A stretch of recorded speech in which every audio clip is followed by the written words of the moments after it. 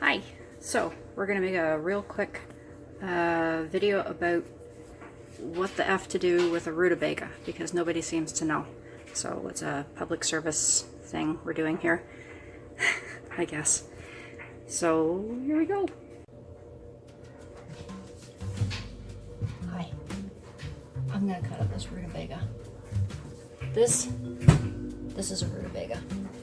It is one of nature's most underappreciated vegetables, and you can find it in the ugly vegetable section next to things like potatoes and plantains and other stuff that nobody knows what to do with. But we're going to chop it up and make it into a couple of different things so that you can use it fast and easy, and it's just a lot easier to take out of the freezer and cook. So anyway, you're going to need two things. You're going to need a big heavy sharp knife and a small paring knife. So the first thing you're going to want to do is the bottom part of it here where this would have been the root. You want to flatten that off. The slice is not too bad as long as you're cutting near the edge.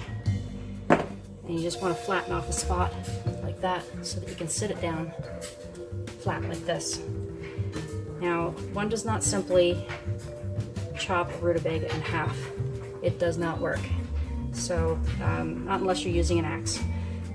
These take a little bit of work to get into, but once you get into them, they're not bad. So, what you do is you cut on the side of them, about there, and just kind of carefully, don't chop your thumbs off, chop them like that, and like this. And you just kind of keep going with it.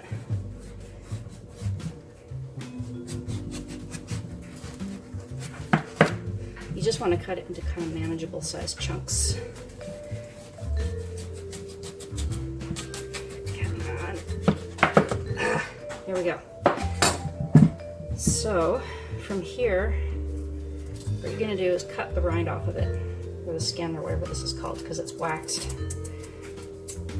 And they just wax it to keep it, I guess, from getting all shriveled up.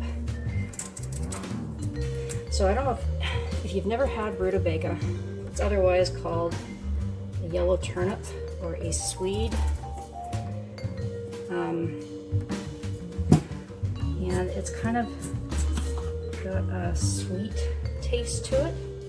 If you're trying to lose weight, this was one of the big finds that we had, was this vegetable, because there's the big knife to chop that off. Oops. It doesn't crisp up at all like a potato or anything, but when you absolutely can't have carbs, if you're on a low carb diet, this thing is a lifesaver. So this is all I do. I just chop it all up, and I'm not even checking to see if this is coming out right or not, but you're basically just using your paring knife to cut off anything that's purple or waxy, and you want to end up with all of it like this. Oops. I'm actually just going to pause this because this is really boring. You're basically just going to do this with the whole thing. No, Guinea, you don't want that. No, it's got wax on it.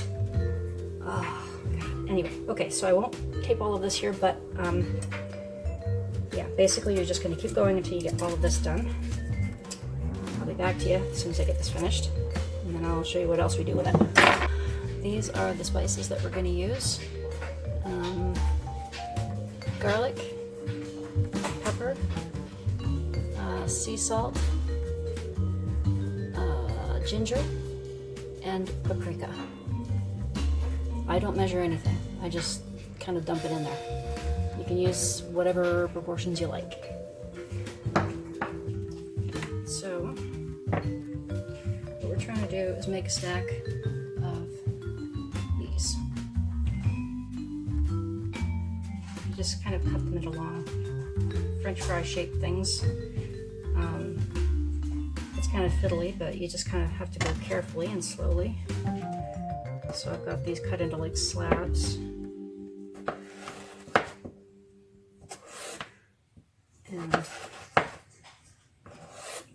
this is what I made.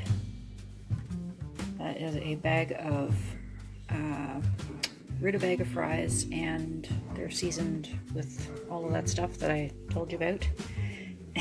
Just put together in the bag and then shaken all together, and then you throw it in the freezer. And chicken marinating for dinner.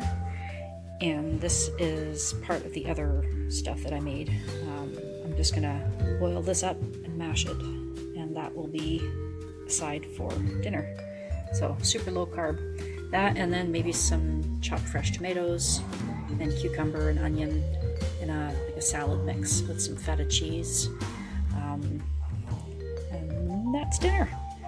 So there you go.